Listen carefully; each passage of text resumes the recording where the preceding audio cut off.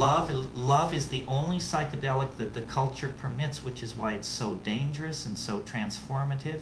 It's a direct assault on the ego boundary, a chemical flood of oxytocin and dopamine that literally reconfigures your neurology. What we call love is actually a moment when the ordinary waking consciousness gets hijacked by something older, more primal, more fractal, the universe achieving self-awareness through the collision of two nervous systems.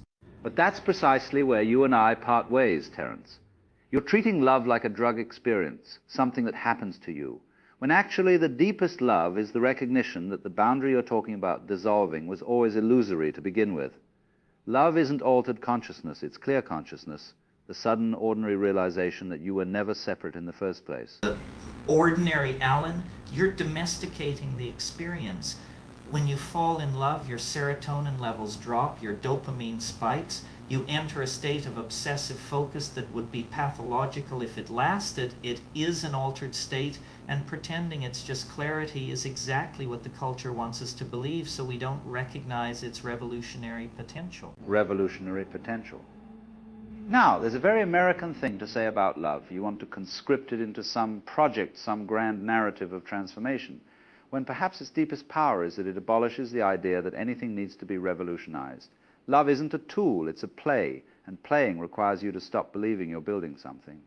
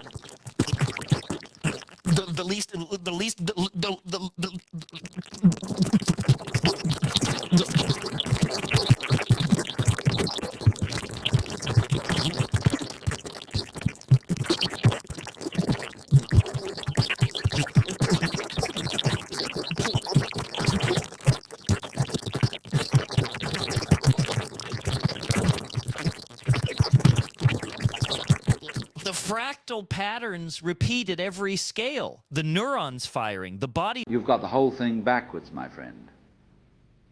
Love isn't the servant of evolution. If anything, evolution is the servant of love, which is to say, love is what happens when you stop trying to serve anything at all.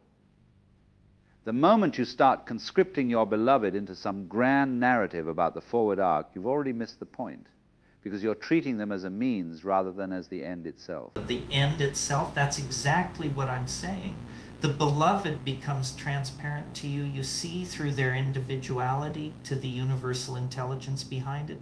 But that transparency requires a kind of death, a psilocybin-like dissolution. And if you're not acknowledging that as an altered state, you're not going deep enough into the experience. Here's where I think you're caught in a linguistic trap. You need it to be altered because you're still positing some baseline normal consciousness that's separate from love. But what if love is the baseline and what we call normal waking consciousness is the distortion?